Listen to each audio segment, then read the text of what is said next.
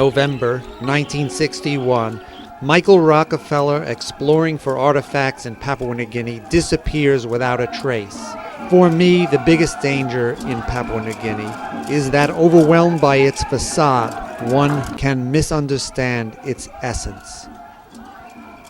Occupying one half of the world's second largest non-continental island after Greenland, PNG is separated from Indonesia's Irian Jaya by an artificial national boundary.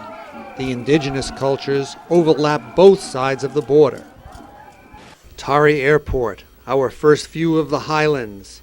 This is the land of the Huli tribe, a culture in which conflict is omnipresent, and any misadventure will result in confrontation and payback, sometimes in blood.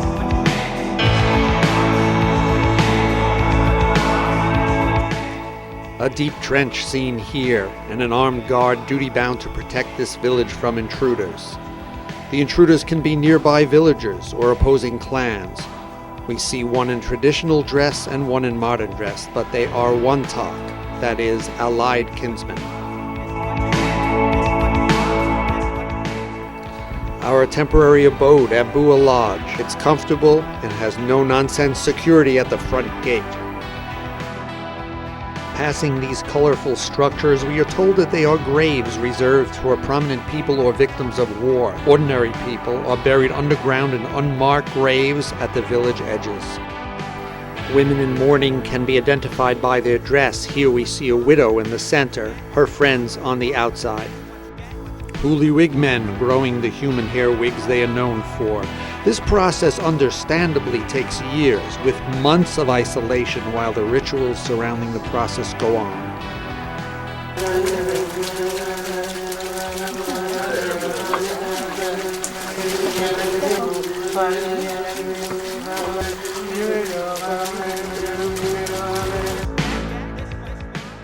They actually have to sleep on these sticks to protect the shape of the growing wigs.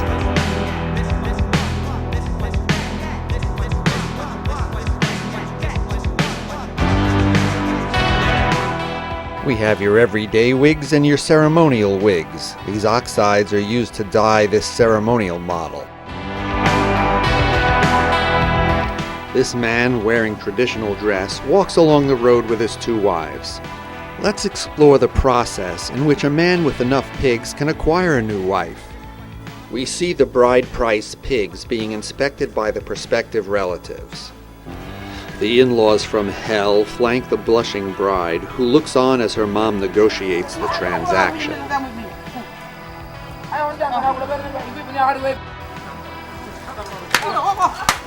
And romance is in the air as Mama walks off with her prize and wedding plans proceed. The core commodity, the measure of wealth and status, the pig, can also till the garden. This woman's breast is exposed because she actually supplements her piglets' diets, suckling them if they need extra nutrition. A meal is prepared for the entire village. As you see, heated rocks are placed amidst the palm leaves to steam the vegetables.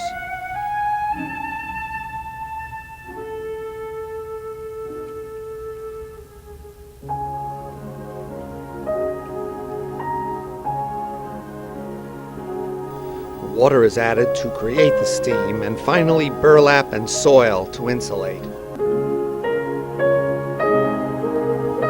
Villagers take care of their own, and no one goes hungry if food is available. If you're in a rival clan, however, watch out! Our guide, Carolyn, tells us of a recent clan war which forced the lodge to shut down. A politician from Tari, which is the valley we're in, was killed in a car accident, and the people on the other side of the mountain, the Nipa people, believed that it was witchcraft. And so they closed the road, and the Huli people got very upset about this and rushed up with all their bows and arrows and guns to fight the Nipa people. There's only one way in and out of here, and New Guinea just refused to fly in because of the fighting. So they had to get whatever guests were here out before it escalated further, which it did. But meanwhile, virtually all the staff here had painted their faces black and gone to join the fight. Well, that was the end of services? There was nothing else here, except for the manager, Richard, that's all. I jumped on a truck with about 140 fighters in the back, sat in the front of course, came up the hill. As I was coming up the hill, there were so many people beside the road looking for transportation. It was obvious that we were going to lose our vehicle on the way up. Spoke to the driver, spoke to the counsellor who happened to be on there at the time, and just explained to them without their cooperation in returning our vehicle, we weren't going to give our cooperation to give them the fuel. The thing is, they would have given them back. Our bus wouldn't have been taken forever, but having 80 people on a bus made to take 25 means it won't come back in the same state. So we figured to cut our expenses, and the cheapest thing to give them was diesel. Then over the next couple of days I had people cooking lots of bread rolls, so that as they drove past we could chuck up bags full of bread rolls to the people as they were driving past. Rather than have them stop and ask for something, we volunteered to give something. A man from my village, and he argued with his wife, and he kicked his wife with a boot, and somehow she died there. He did not tell us what's happening. He has come down to his relative and did not tell us. Next morning, they got up and see the house is on fire. So I lost what I had. Wig, feathers of bird of paradise, the paint, everything I had inside, beddings, clothing, all those been taken. Then they put a fire on because they want to pay back for their daughter or sister. And we had a clan war, 2 weeks. No school. At the time, we were fighting on a school ground near Catholic Church, near to the airport. That's where I come from. And we lost a man. Died. We paid 500 pigs and 5,500 in a case for the compensation payment for the man we lost. And we did not pay a compensation to the woman. And now they still asking. And we say, we lost everything. You are the one who brought a war. Not everybody in a clan killed your daughter or sister. Now good, you pay back the fight, and you have taken our things. So we are not paying them. So still enemy.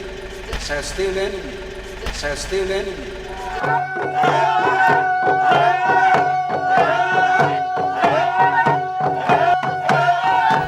Papua New Guinea, on the other side of the globe from us, feels like another planet sometimes.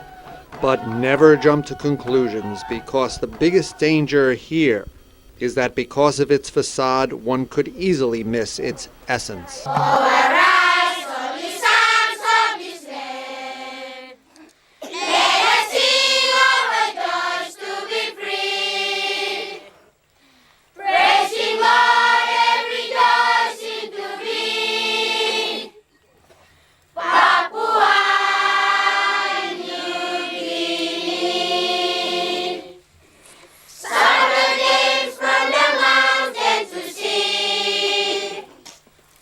Papua